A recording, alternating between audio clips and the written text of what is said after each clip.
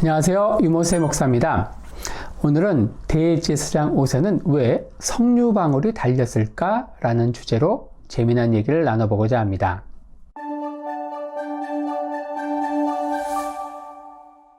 한동안 한국에 석류 열풍이 불었습니다. 석류는 여성 호르몬의 일종인 에스트로겐이 많이 함유되어 갱년기 여성에게 좋다는 이유로 웰빙 바람과 함께 대세가 됐죠. 한국 석류의 대부분은 이란산인데요.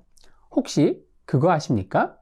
이 석류가 보리, 밀, 포도, 무화과, 석류, 대추야자와 함께 이스라엘을 대표하는 7대 소산물 중 하나란 걸 말이죠. 석류와 관련된 성경 스토리의 앞권은 하나님을 섬기는 가장 영화로운 직분인 대제사장, 그 옷에 달려있는 유일한 식물이 석류라는 겁니다. 가히 식물의 최고봉이라 할 만하죠. 성경은 성경시대 유대인들에게 어떤 의미와 상징이 있었을까요? 대제사장이 입는 옷은 총 7개로 나뉩니다. 대제사장 한번 보실까요? 고위는 속에 입는 팬티라 당근 안 보일 테고요. 바깥에 세마포 속옷, 에봇 받침 겉옷, 에봇, 견대, 허리띠, 모자 이렇게 됩니다. 하나님은 청색으로 된 에봇 받침 겉옷 끝자락에 석류방울과 금방울을 교대로 달게 하셨습니다. 성경시대 유대인들에게 석류는 영화와 영광을 상징하는 식물이었습니다. 그 이유는 의외로 심플한데요. 석류 열매의 모양이 왕관과 비슷하기 때문입니다. 석류는 히브리어로 리몬이라고 합니다.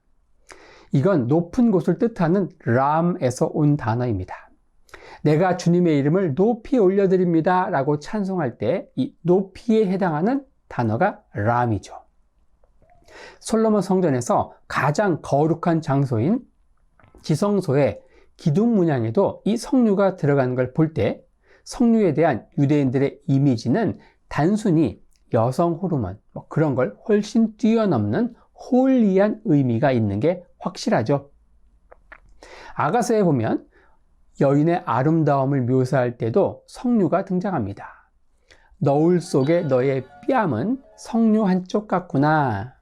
마치 우리가 앵두 같은 두 입술 하듯이 아가서에는 여인의 뺨을 석류에 비유하고 있네요. 예수님이 사역하실 당시 이스라엘은 당대 최강국이었던 로마 제국의 통치를 받았습니다. 주전 63년 폼피누스 장군에 의해서 예루살렘이 함락된 거죠.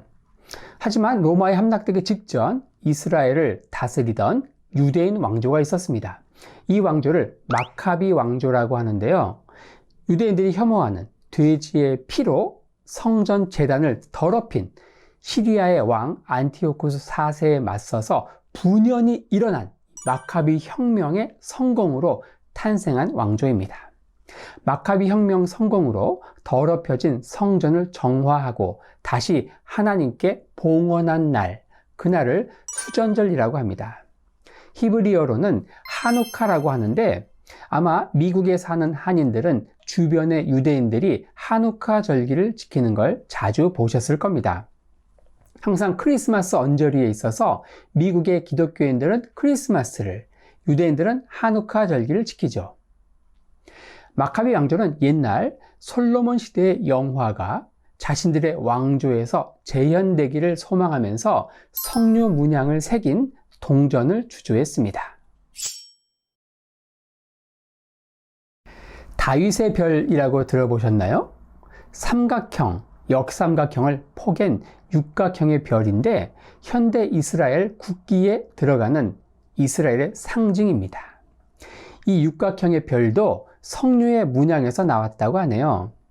물론 탈무드를 경전으로 하는 정통 유대교가 아닌 소수의 비주류에 속한 이 카발라주의자들의 해석이긴 합니다.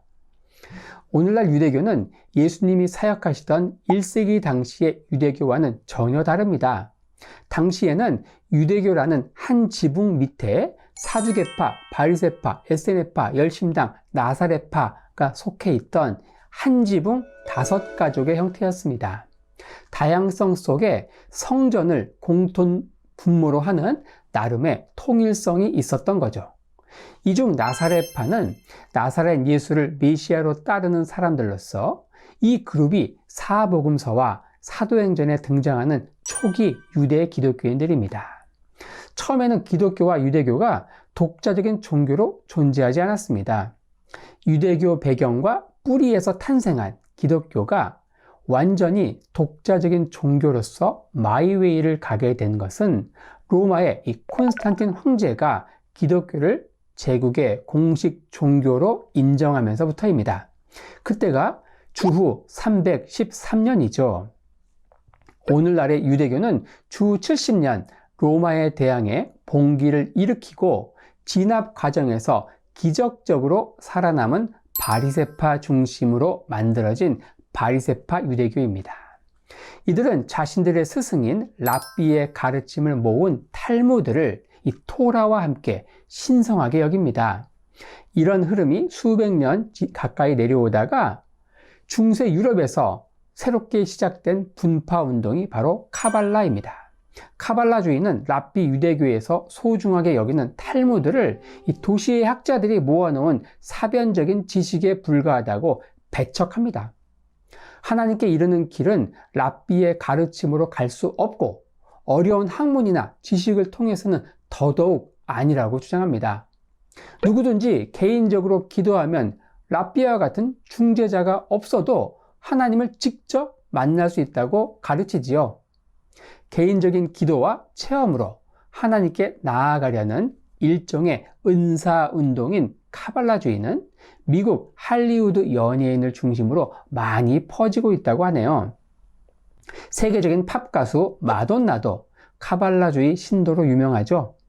마돈나는 정기적으로 이스라엘을 방문하면서 갈릴리 지역에 빌라를 사두기도 했답니다. 카발라에서는 성류의 왕관 문양에 있는 6개의 별을 다윗의 별로 해석합니다. 2개의 삼각형 중 하나는 예루살렘에서 절기를 보내야 하는 3대 절기인 6월절, 77절, 초막절을 뜻하고 다른 하나는 나팔절, 대속죄일, 안식일을 뜻한다고 하네요. 이스라엘에서는 고대부터 여성들이 석류를 최음제로 사용했습니다. 이는 석류즙을 짜서 마시면 아이를 낳는다고 하는 전통 때문인데요. 호르몬에 대한 의학 지식이 없던 시대에 이미 이런 것을 알았던 고대 이스라엘인들이 놀랍기까지 합니다. 석류는 열매 안에 촘촘히 박힌 석류알이 무척 인상적이죠. 이로 인해 여성이 자녀를 많이 낳는 것, 즉 다산의 축복을 기원할 때도 이 석류가 사용됩니다. 우리가 결혼식 후 패백 때 자녀 많이 낳으라고 신랑 신부한테 대추알을 던지는 것과 비슷합니다. 이스라엘은 신년 새해에 석류알을 먹는 전통이 있습니다. 우리가 떡국을 먹는 것처럼 나라마다 나름의 신년 풍속이 있죠. 이것은 촘촘하게 박힌 석류알처럼 하나님이 각자에게 주신 은사와 잠재력이 잘 실현되어서 열매 맺기를 소망하는 마음에서 비롯된 것입니다. 요즘 말로 하면 포텐이 터지기를 기원하는 거죠. 아울러 촘촘히 박힌 수백 개의 석류알처럼 613개나 되는 율법 계명 한 개 한 개를 충실히 지킬 수 있기를 소망하는 뜻도 있다고 합니다. 석류나무 가지는 수분이 많아서 잘 타지 않습니다. 그래서 6월절 어린 양을 구울 때는 반드시 석류나무 가지에 양을 끼워서 구웠다고 하네요. 오늘은 대제사장 옷에 달린 유일한 식물 석류에 대해 이야기했습니다. 석류는 이외에도 촘촘하게 박힌 석류알 때문에 여인에게 다산의 축복을 기원할 때, 신년 새해에 각자에게 하나님이 주신 포텐이 터지기를 기원할 때 사용됩니다.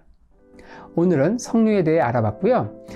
오늘 영상이 도움되셨다면 구독, 좋아요 꾹 눌러주시고요. 다음엔 더 재밌고 유익한 영상으로 찾아오겠습니다. 레이트라웃! 영상 하단에 소그룹 나눔을 위한 질문을 3개씩 넣었습니다. 청작년 순모임에서 본 영상을 효과적으로 사용하실 수 있을 거예요. 감사합니다.